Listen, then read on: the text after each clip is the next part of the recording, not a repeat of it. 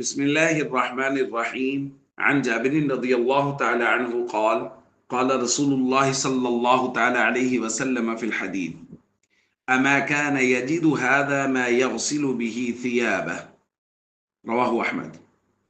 حضرت جابر رضی اللہ تعالیٰ عنہ بیان فرماتے ہیں اتانا رسول اللہ صلی اللہ علیہ وسلم زائرا فی منزلنا، ایک مرتبہ نبی کریم صلی اللہ علیہ وسلم ہمارے گھر تشریف لائے۔ فرآ رجلا شعثا، ایک آدمی کو دیکھا جس کے بال بکھرے ہوئے تھے۔ آپ نے فرمایا اما کان یجد هذا ما یسکن به رأسه، کیا یہ شخص کوئی ایسی چیز نہیں پاتا جس کے ذریعے سے اپنے سر کو سکون دے؟ یعنی بال بکھرے ہوئے ہیں تو کوئی کنگھی وغیرہ نہیں ہے اس کے پاس کے بالوں کو، جو بکھرے ہوئے بال ہیں ان کو کنگھی کر کے درست کر لے۔ ورآ رجلا علیہ ثیاب وسخا، پھر حضور نے ایک آدمی کو دیکھا جس نے میلے کچیلے کپڑے پہنے ہوئے تھے۔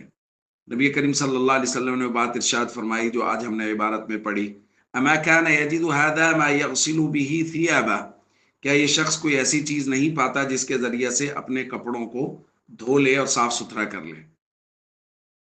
تو دوستو، نبی کریم صلی اللہ علیہ وسلم کا یہ ناراضگی کا انداز ہے کہ حضور نے اگر کسی کو بکھرے ہوئے بال دیکھا تو حضور نے فرمایا ان بالوں کو سمیٹا کیوں نہیں ہے، کنگھی کر کے کیوں نہیں رکھا۔